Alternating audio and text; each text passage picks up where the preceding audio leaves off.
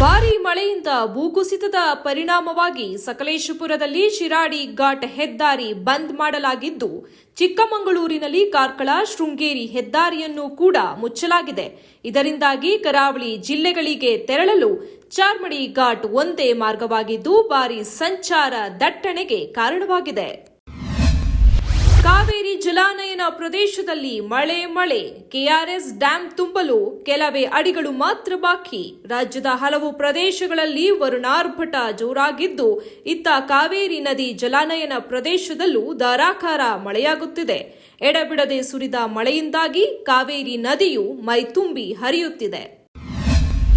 Paris Olympic ಕ್ರೀಡಾಕೂಟಕ್ಕೆ ಹೊಸ ಆಟಗಳ ಸೇರ್ಪಡೆ. ಜುಲೈ 26ರಿಂದ ಆರಂಭಗೊಳ್ಳಲಿರುವ ಪ್ಯಾರಿಸ್ ಒಲಿಂಪಿಕ್ಸ್ನಲ್ಲಿ ಒಟ್ಟು 32 ಕ್ರೀಡೆಗಳಿವೆ.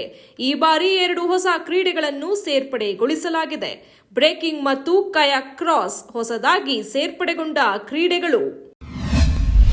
ಜೈಲಿನಲ್ಲಿರುವ ನಟ ದರ್ಶನ್ಗೆ ಮದುವೆ ಆಮಂತ್ರಣ ಪತ್ರ ನೀಡಿದ ನಿರ್ದೇಶಕ ತರುಣ್ ಸುಧೀರ್. ಮದುವೆ ದಿನಾಂಕ ಚೇಂಜ್ ಮಾಡಬೇಡ, ನಾನು ಬರ್ತೀನಿ. ತರುಣ್ ಮುಂದೆ ತಚ್ಚು ಬಿಚ್ಚಿಟ್ರು ರಿಲೀಸ್ ರಹಸ್ಯ.